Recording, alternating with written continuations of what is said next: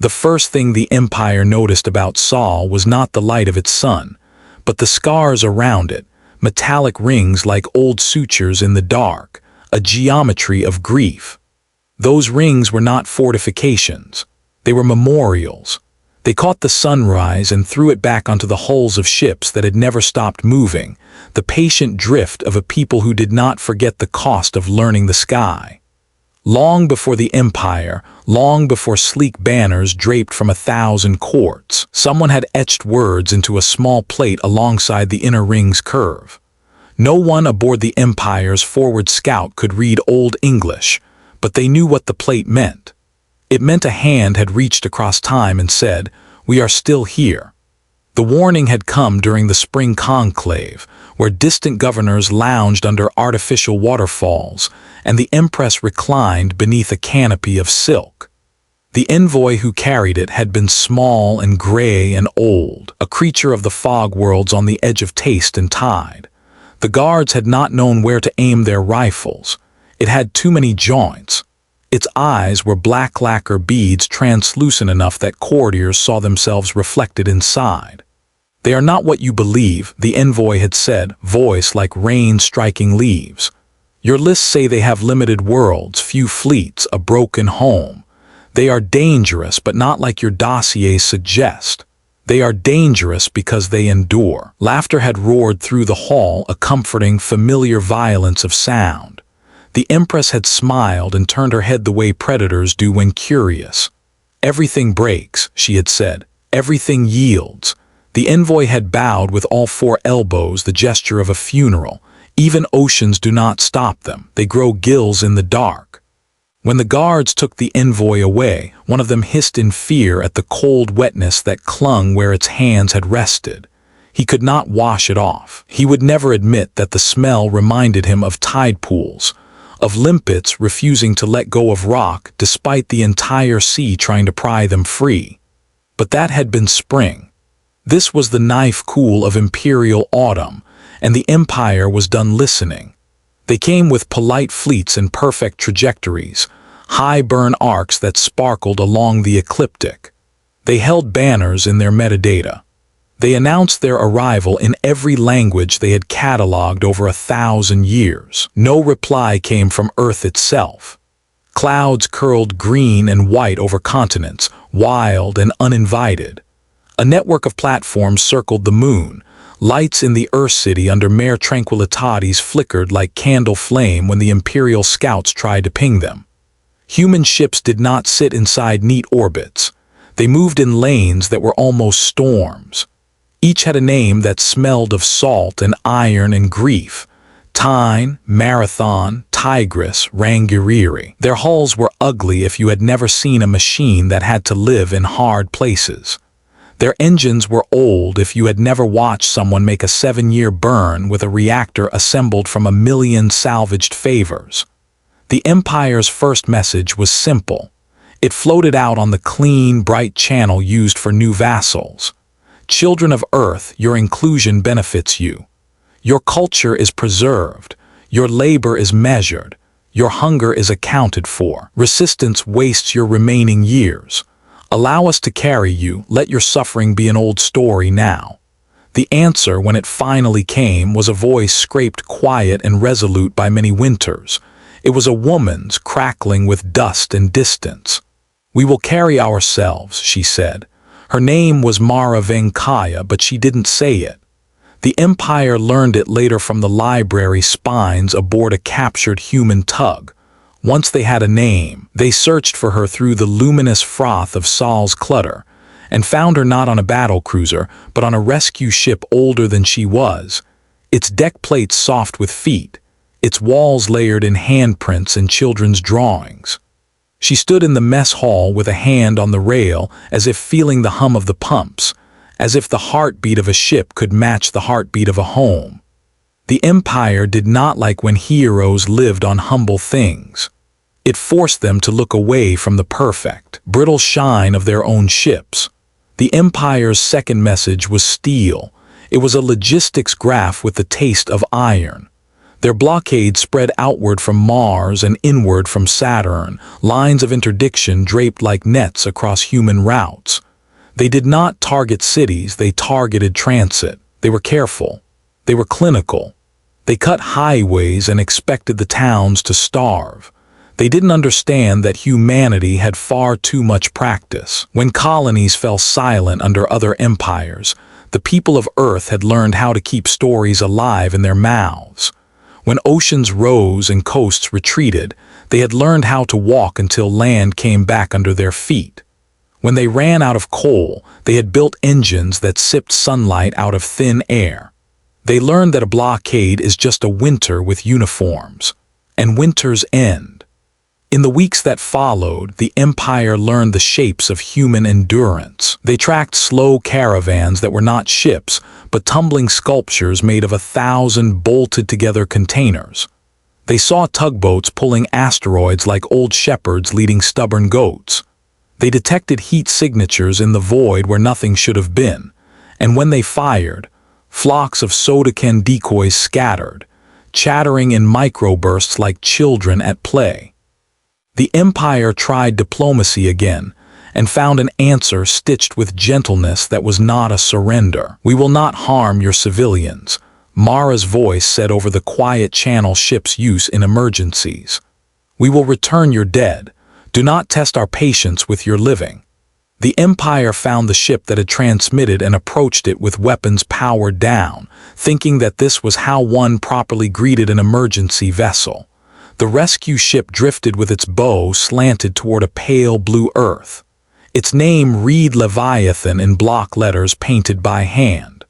Old name, old dream. Its hull was still dented where it had once scraped ice in the pitted gullies under Val's Marineris. Children's chalk drawings glowed faintly along the mess hall corridor walls. Suns and animals, stick figure people holding hands in gravity that had been learned early and would never be forgotten. "We're not coming to save you," said the Imperial First Lieutenant over calm. "We're here to accept your surrender with dignity." "You misunderstand," said Mara Venkaya calmly. "Saving people is not surrender." No one knew what to do with that. Then the first Imperial convoy disappeared. It had been routine. 5 heavy freighters laden with prefabricated barracks, food, and a mobile court, 2 escort cutters with elegant gravity lances, a packet courier whose hull still held the warmth of the Imperial dockyard. They passed Neptune on a fast arc, cut across the Kuiper belt, and then their signal bloomed, a small square of noise and grief. The escorts spun for a moment, proud even in anger, and then they went cold. When the Empire went to look for the bodies, they found something impossible instead. Someone had built a lighthouse between the stars. Not a tower in a storm with bells and brass, but a slow-beating beacon that drifted just far enough outside the convoy's path that any alert officer would have seen it and wondered at the signature's shape. It was a rhythm. It was a breathing. If you played it through the Empire's translation engine at double speed, it sounded like a lullaby. Signs painted across the structure read, "We waited in the dark and learned how to be kind there." Inside the lighthouse, the freighters slept powered down. They had been gently snagged by nets made of dust and smart thread, slowed by millions of little hands. The escort decks were tidy, the guns locked by a password that tasted like ocean air to the Empire's decryption suites. The courier's engines were missing because someone had unbolted them to repair a hospital ship with them. There were no bodies. There was a note. On a plain piece of composite, someone had written, "Return to sender. We will not starve anyone." The Empire called it piracy. The story spread through back decks and kitchens of human ships like sunrise. In their meeting halls, Imperial admirals spoke of ratios and history. They run through logistics the way gamblers count their chips. They said, "No one steals from us." They said, "Kindness is cover for cowardice." They said, "We have always won, we will now." The Empire was right about one thing: they had always won, until they had to fight people for whom winning was a trick of perspective. 2 months later, the Empire seeded Saul with fear. They deployed orca-gray drones into the asteroid belt, long and quiet machines designed to eat signal like plankton and exhale panic. When fleets cannot hear each other, they make mistakes. When rescue ships cannot listen, bodies go uncollected. Starvation is not merely hunger, it is silence. The drones were good. Humanity's answer was better. They called them singing wires, though no one had bothered to teach the machines to sing. They were a web of old copper stolen from the skeletons of cities and braided with microcrystals. They threaded through the belt like a harp's patient strings. The Empire tried to jam them, but signal moved through that copper like it belonged there, skipping from wire to asteroid to wire again, humming under everything. You cannot silence a city that has learned to speak in whistles and smoke. You can try. You can make the world bleed for your trying. You will not win. Messages flowed. Bodies were found and wrapped and prayed over. The Empire's drones died thrashing, their last telemetry packed with garbled music that would haunt Imperial technicians with the memory of a cradle their world had never known. Not all the Empire's weapons were machines. They had laws scythed to razors. The first act of the court installed on Phobos declared all transit in Sol to be property of the Empress. The second outlawed unauthorized rescue. The third declared mercy, not permission, not compliance, but a human habit, the act in a hand when it reaches to lift, as treason. The court dispatched a proclamation to Leviathan. It arrived as a long scroll of light in dry legalese, nearly a single breathless sentence. Leviathan replied with the record of a day. It was not a speech. It was video from the ship's cameras, people lifting a pressure door, hands dirty with sealant, a line of stretchers that did not care what flag had flown above the bodies on them. It showed a small boy kneeling to put his hand on a chart so he could feel the beat of the ship through the paper while a medic fixed his mother's suit. It showed Mara Venkaya sitting with a young Imperial officer and handing her a cup of tea. The tea was an old earth blend that tasted like smoke and citrus, like a story told near wood and light. The officer cried while she drank and kept saying, "I don't understand," as if not understanding had been a place with a wall around it.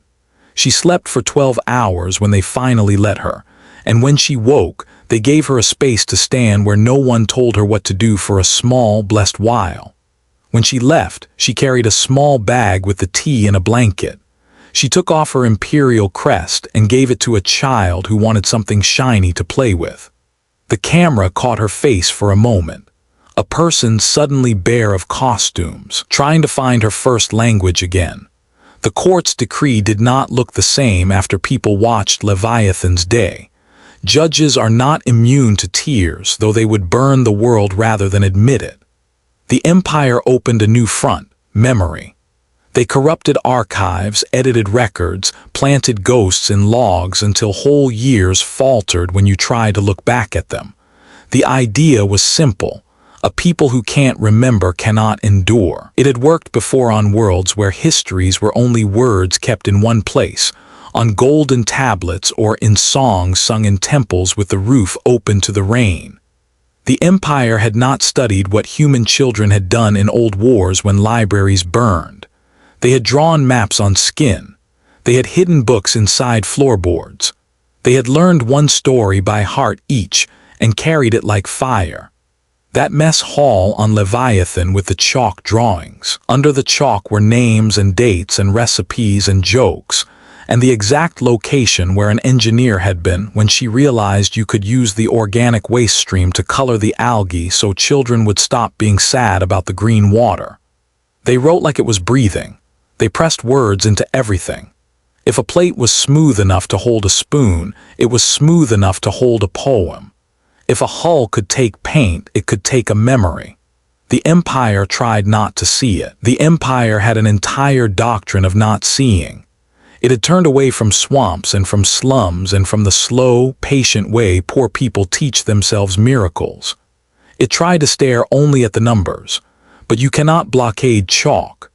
By the 16th week, The Empire's admirals met in a dim room where the air smelled like sleep lost in sheets. They dropped maps onto the table and saw not lines of force but stories, breath upon breath, connecting. A senior strategist tapped the place where Jupiter's shadow slid like a black coin across the ecliptic. A cluster of human signals had gathered there, too many to be an accident. They have to be readying a weapon, he said. He wanted it to be a weapon. Weapons make life simple. The smallest admiral in the room, the one who had bullied numbers into doing improbable tricks for 15 years, the one who had learned to write her name with a ruler so no one could call it childish, stared at the cluster and realized there would be no neat answers. "It's Leviathan," she whispered, half to herself. "It's not a gun." They sent fleets anyway. They broke out the secret machines, resonance nets that could fold a ship until it was the taste of a bruise, equalizers that made gravity forget it had ever had favorites, smart metals that remembered hunger the way teeth remember bread. They wanted a duel. Humanity gave them a dance. Under Jupiter's shadow, space filled with ice, too fine for sensors, too bright for eyes. The Empire cut through clouds of it and found none of the human ships where their maps said they would be. Then the ice moved. It had been nudged by tugs buried inside it like seeds inside fruit. It poured toward the Empire's hulls in gentle tides and then froze where it touched them, layered itself, thickened, became weight where weight was wrong to be. The Empire tried to fire and found the guns were silent with cold and 1,000 quiet hands. The resonance nets flickered and failed, their power stolen by currents that had been laid down months ago when someone dreamed of this day and wrote soft lines in space to hold the future up when it tried to fall. Human ships slid in and out like fishermen. They took what they needed and left what they could, food, instructions written on packaging, jokes, recipes for tea. They rescued anyone they could reach. They cut captains out of their chairs when they found them bolted in. They held them while the blood came back, and they cried the way people cry when the costume that was killing them finally falls off. Mara stood in Leviathan's hangar with a line of stretchers and a row of cards she had written.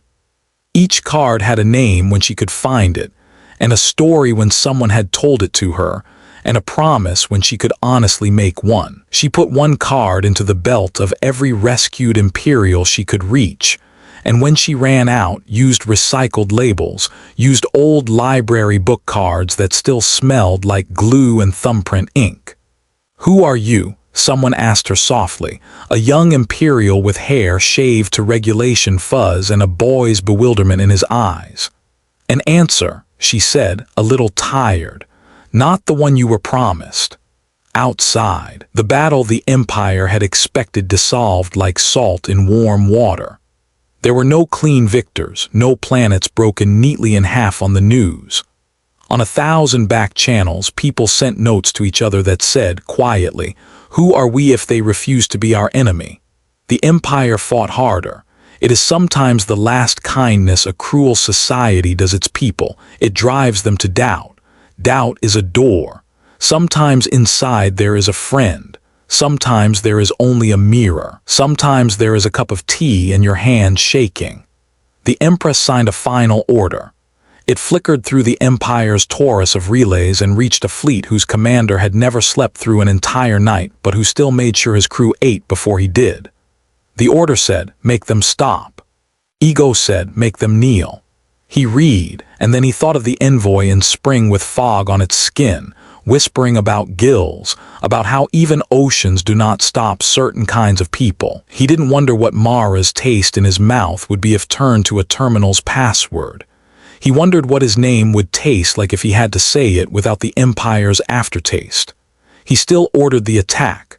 Great governments do not turn on a dime. They do not turn at all. They crumble, earthquake slow.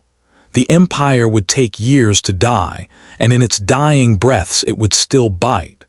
The fleet burned for Saturn by way of a razor line cut through the belt. Their calculations were good, their engines were better. They arrived on schedule with hulls singing and lances hot and a line of smaller ships behind them carrying food and doctors and press corps ready to film a neat piece of theater. It would be over quickly. The press always prefers morning battles. The rings of Saturn shifted. They are fragile things, the rings, cities of ice and dust and rock and old sadness. They are also a muscle if you know how to flex them. Humanity had been practicing. Tugs hidden by glint and shadow pulled. Microburns set waves along those old pale arcs. The Empire's hulls found themselves surrounded not by emptiness but by a slow, grinding patience. It is difficult to fire a lance when a world is holding your wrists. In the eye of that enormous gentleness, Leviathan appeared, running lights dimmed to respect a beauty. The rescue ship did not aim its nose like a spear. It drifted close and matched orientation. Mara's voice came soft as rain. "Stop," she said. "You're surrounded by everything that ever outlasted you." The Empire fired. The first lance scorched a hole in the ice so pure it looked like a prayer. The second skipped off a gravity anchor like a stone on a lake. The third hit Leviathan. There is a particular kind of silence on ships when something has gone wrong with the heart of them. It's not an absence of noise. It is the presence of breath. A tube somewhere let go and a jet of steam screamed. The lights dimmed. Someone laughed once because they couldn't think what else to do. The smell of hot metal hit everyone at the same time. That is how you know you are still alive. Something smells like it should not be in your lungs. Leviathan did not stop. Children who grew up on decks learned to run without falling. They learn to tie knots. They learn to point at the place where a ship is bleeding because they do not have a word for it, yet but there it is, bright and loud. The ship's pumps howled and the crew howled back, half in pain, half in anger, half in the ridiculous joy of still being. They sealed the door between the part that was dying and the part that was not. They put hands on plates and felt the hum as if you could tell a ship that it was not alone. Mara staggered with the impact and hit the rail with her hip. She breathed. She thought absurdly of the brown river behind her grandmother's house where she had learned to stand against a current with her feet on round stones, letting the flood press against her and not move her an inch. Her voice when it came carried grit like sugar. "We are still here," she said. She transmitted it on every old emergency channel on the copper wires that threaded the belt, on a thin beam reflected off mirrors the size of history printed in foil. The Empire heard it. The Empire's citizens heard it too. So did people who had been born in tiny rooms under stairs, and people whose fathers had taught them to fear what fear made of a person, and people who had swallowed pride like dust, because hunger had taught them how to make a meal from anything. They heard it in their own languages, and also in the part of their hearts that remembers the first word anyone ever spoke to them: stay. In Saturn's embrace, the Empire's fleet groaned. The command ship's captain, whose hair reminded Mara later of the feathered tops of grass along a field road under a noon sun, stood on his bridge and realized every line in his life had been drawn by a hand that did not love him. He took off his crest. He put it down. He said, voice smaller than he had ever allowed it to be, "Stop." It was not an order, it was a prayer. In a weird twist of grace, the universe accepted it. Fire ceased.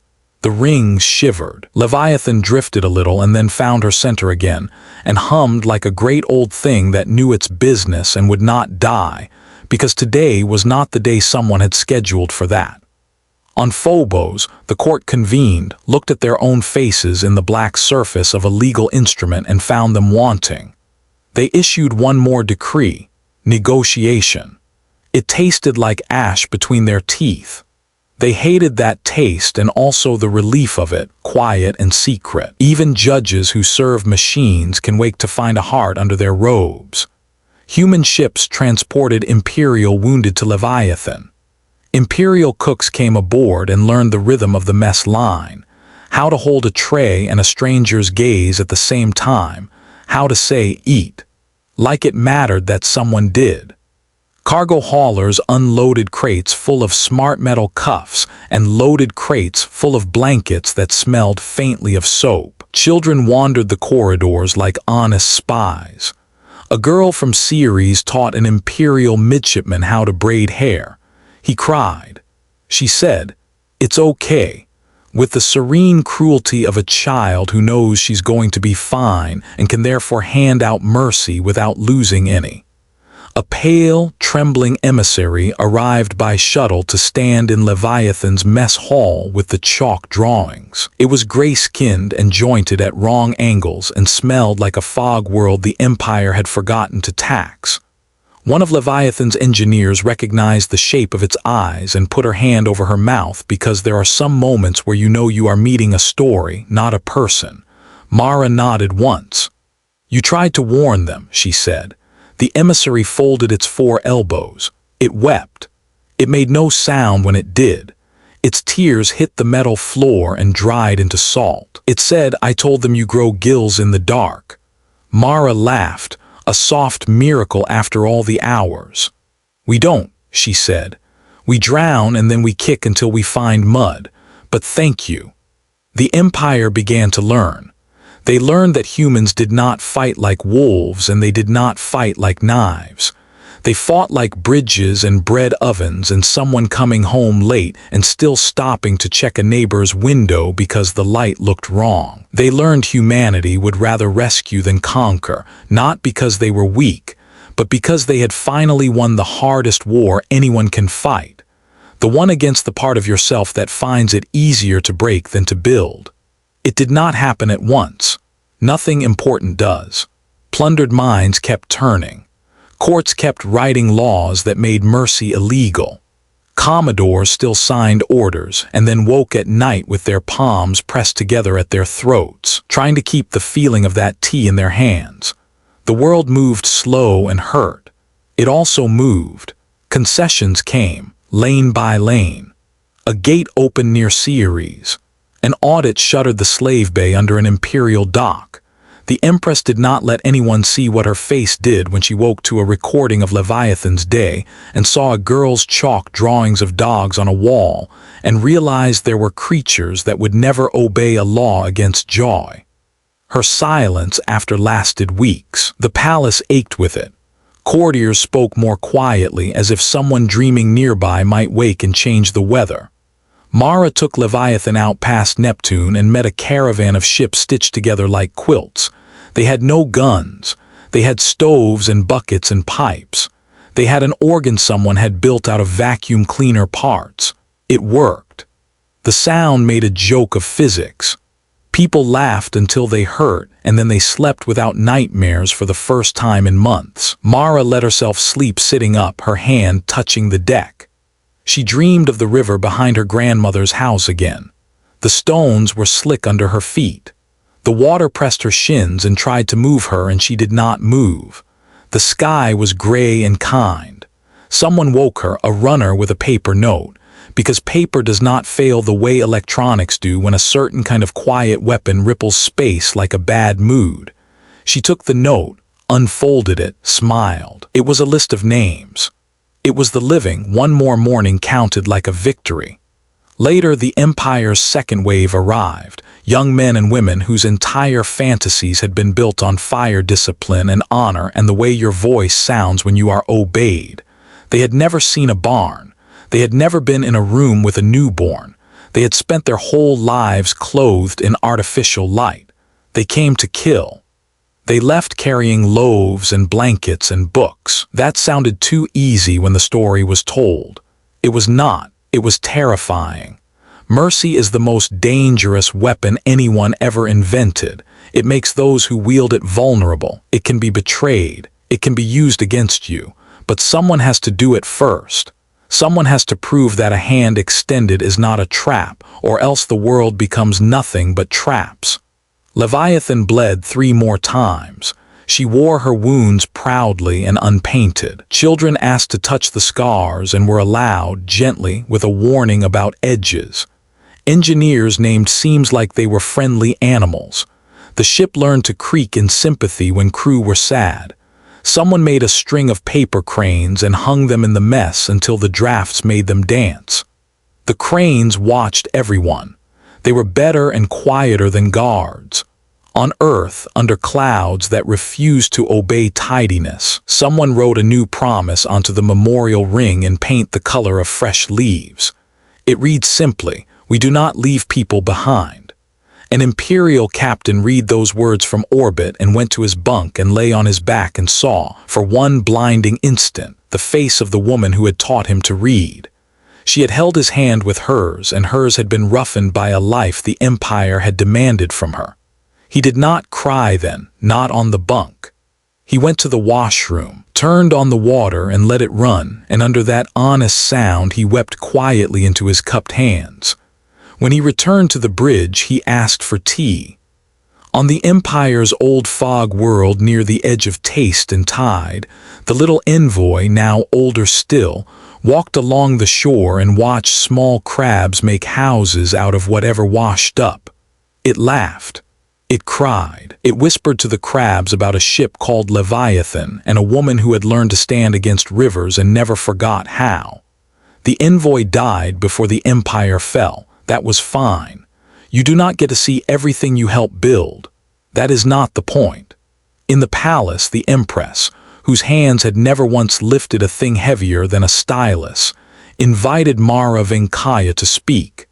She prepared herself for her first look at the woman whose voice had made her world tilt. She rehearsed the speech she would give about concessions and conditions and rates of integration and tribute, and what could be allowed without breaking the Empire's spine. She did not rehearse apologies. Her throat could not make the shape. Mara arrived wearing a patched jacket that had once belonged to a teenager from the first flights, wearing boots too clean because someone had polished them for her, embarrassed at their sudden pride. She stood in the hall with light falling through silk and a soft wind coming off the fountains and thought, "We have built entire ships with less waste than this room." The Empress said carefully, "You fought." Mara said, "We rescued." They sat. They drank tea. The Empress spilled hers just a little. She looked horrified. Mara, who had spilled tea in gravity and in 0G and in situations where the cost of a mistake could be your last breath, laughed kindly. It made the Empress flinch. Words were exchanged. Papers were written in duplicate and then again in brass on a door that anyone could open.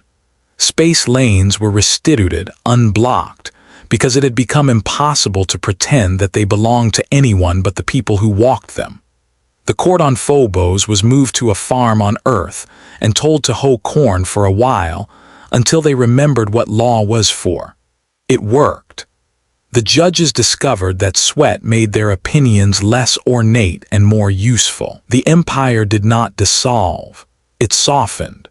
It learned hunger for the first time, not the kind you feel when you delay lunch, but the kind that makes you look at your neighbor's hands and think of bread.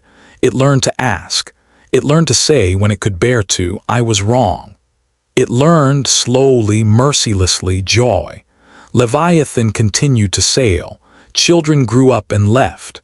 New children arrived with knees too bony and smiles too wide. Men who had once worn imperial crests sat in corners and played cards using a deck in which 3 queens and a joker were missing and norms had been developed around that.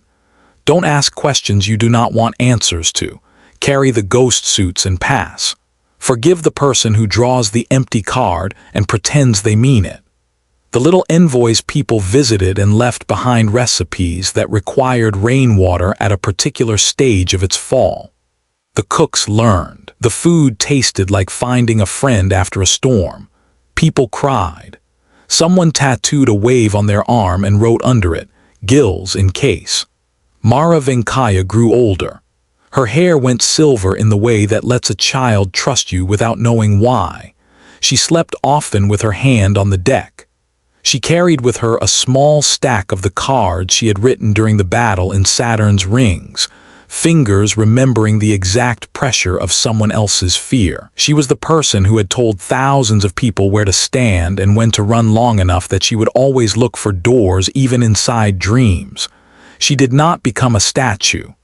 Statues are things people build when they want to stop listening to the person they once loved. She became a story instead. Stories are systems. They breathe. They can steer a ship, a little enough to avoid rocks hidden by someone else's forgetting.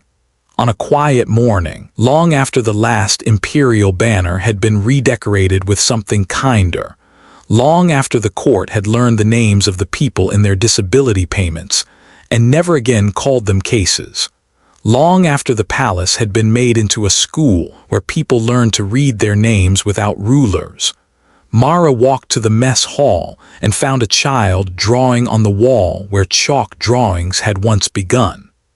The child drew a circle. Inside the circle she drew a ship, and the ship had arms, and the arms were very long. And outside the circle she drew stars, like someone who had only ever met stars in pictures and therefore loved them more, not less. The child's mother came and said, "Not on the wall, out of habit, out of history, out of remembering rooms where drawing on the wall might get you hit." Mara put her hand on the mother's wrist. "Here, yes," she said softly. "Always here." The child looked up, wary but hopeful. Children are mirrors with their own maps. They don't need us to be perfect. They only need us to recognize them as real. The child drew a little line from the ship to a star, and then another line to another star, and then a big line that wrapped around the whole wall and came back to the ship. "What's that?" Mara asked, because the only gift you can reliably give a child is the honesty of a question you do not already know the answer to. "A path," the child said, "so we don't get lost." Mara closed her eyes and breathed, and the ship hummed under her feet, and the world was large and terrible and good. Headphone, if you're enjoying this story, take a second to like and subscribe. It really helps keep humanity's stories alive among the stars.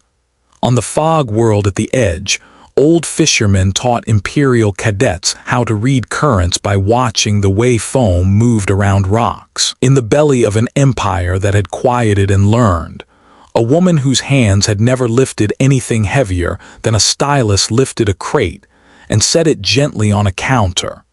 She smiled when someone handed her a cup of tea with citrus and smoke, smiled like it had been her first day, not her 1000th, and she had not yet learned disappointment. Word went out to the last of the holdout fleets that there would be amnesty for surrender and bread on the table when they came. Some did, some did not. Some owned their guilt and learned the long humility of work. Some tried to break and were instead held by people whose hands had too long done nothing but hold. The universe is big enough for refusal. It is also big enough for forgiveness. In the shipyards, a new kind of hull took shape, one that expected to be hit and expected to live, one that carried not guns as its first thought but pressure doors that moved like lungs and mess halls that stretched like hearts. The engineers wrote, in grease pencil on the inside of a beam, this line: "We build as if everyone we love will live here." A boy who had drawn stick figures on Leviathan's walls grew into a man who designed farms for ships, soil held by smart fabric that shaped itself to root systems. A soldier who had believed too long in clean orders learned to read water, and then wrote a field manual on how to stand after you have fallen, and what to do with your hands when you meet a small person who looks at you like hope, and how to hold that hope without breaking it. A judge planted corn. A midshipman braided hair under the sky and stopped crying halfway through, because the simple intimacy of it stopped hurting and started healing. They built a memorial near the old ring. It was not a statue. It was a room with big windows and a wall full of chalk and chalk left out on the floor in baskets, an invitation. Children came there and adults did too, and so did people who did not have words yet for what they had survived. People drew circles on that wall and ships inside those circles and lines and stars. They drew hands and bread and cups of tea and faces saying, "Stop," and feet saying, "Keep going." In the corner, at the height of a hand that had learned to reach up, someone wrote, "Thank you for coming back for me." The person who wrote that line wrote it once and then again, 3 times total, because something about 3 made the wish feel like it had weight.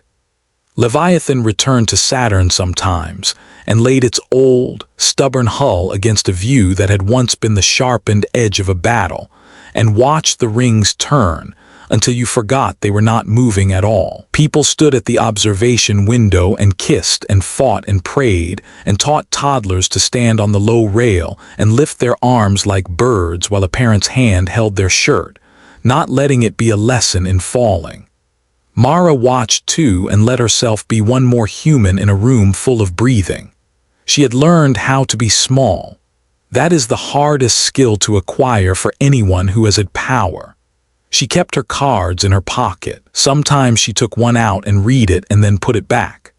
Every third morning she wiped dust off the memorial plate someone had put on a bulkhead. Just a plate of composite with a sentence on it, "We are still here." It was all anyone ever needed to hear, really, and also not enough, and also everything. On a long trip out beyond the Kuiper, toward a black that was not empty but rather full of waiting, Leviathan came upon a ship shredded by some indifferent physics, a body torn in two with just enough breath in it to whisper. The wreck bled atmosphere in pearls that froze and drifted. The bodies inside were not dead, they were simply not yet saved. Leviathan turned. Rescuers prepped lines. People who had once been enemies, now bored with the idea of being enemies, ran with serious faces and bare hands. A woman pulled on a suit and kissed the picture of her father she kept tucked inside the collar. The cook tied a rag around his head not because the rag did anything practical, but because he had done it in kitchens and decks all his life, and the shape of it calmed him down. Mara stepped toward the lock and felt the ship hum. She put her hand to the wall. "We are still here," she whispered to the metal. "Of course we are." They went into the dark and the dark yielded. It always had. It pretended to be bigger than it was because that is how shadows survive. But the chain of hands that left Leviathan and entered the broken ship was bigger. It carried everything necessary. Knives to cut belts, blankets to cover shivering, pills and words and patience and jokes. It carried the memory of girls drawing circles on walls and children feeling the thrumming of a deck through paper maps and tea poured for enemies, and the precise way a river tries to move you and how not to let it. It carried history without needing to carry the court that had tried to outlaw mercy. It carried pride without owning anyone. It carried time and sang it gently so no one felt like they had missed their moment. After, in the mess, people sat and ate and looked at each other with faces that had learned the weight and scale of possibility. A small child crawled under the table and held onto a stranger's boot with the absolute intimacy of someone who has decided to live. The stranger laughed, bent down, picked the child up and held them. The child burrowed under his chin and sighed, and the sound was so old that the hull sang back to it. Far away, on a coastal planet where crabs still built houses out of whatever washed up, a man lifted a piece of driftwood and realized it could be a shelf and took it home. In a palace turned school, a woman carried a crate and set it on a counter and did not spill her tea when someone laughed near her and wanted nothing. In the Ring Memorial Room, a teenager drew an enormous, elaborate dragon that wound itself around the entire wall and wrote underneath, meticulous, "This is the river." In the Empire's archives, now simply a library where anyone could sit and weep, someone found the old tape of the envoy's warning. They played it for a class. The students listened to the voice like rain on leaves and tried not to make it small by reducing it to a lesson. One boy raised his hand and said nervously, "I think they meant dangerous like how bridges are dangerous to ravines." Everyone stared at him. He blushed. The teacher smiled slowly. "Yes," she said, "exactly that." Leviathan moved onward. The ship had no final port in its navigational computer. No one knows how to enter home into a star map in a way that a machine understands. That is the point. You have to find it again and again and make it each time. The work is exhausting and delicious. It is how humanity broke the spine of winter and made bread from space. On the last light of an evening that was not on any clock, Mara stood alone at the viewport and opened one of her old cards. She found a name written in her spiky hand. She remembered the face that went with it. She did not remember if they had lived or died. She did not feel guilty about that. You cannot hold all of it. No one can and remain a person. She put the card back in her pocket and looked out at the stars and thought of rivers and fields and barns and stoves. "Stay," she whispered to the universe. The universe obliged just for that blink, a soft pause, a held breath. That is all we ever get. It is enough. It is everything. When the Empire tells this story now, there are people who still put too much spice on mercy because they are afraid of what it looks like when it sits without ornament. That's fine. Turn down the seasoning and you will find the bread underneath still warm. When humanity tells this story, it keeps being about tea and chalk and cards and ice and rings and bridges, and the clean, bright channel of Leviathan's heartbeat thrumming under the feet of anyone who needed to remember where to stand. It keeps being about the first time a person learned to say, "Stop," and meant it, and the next time someone learned to say, "Keep going," and meant that too. And when the galaxy tells this story, because the galaxy is a mouth, and mouths love stories, it says the same ending every time no matter which throat speaks it. And that day the galaxy learned humanity doesn't conquer, it endures. Headphone, thank you for listening. Until next time, stay human, stay unbroken.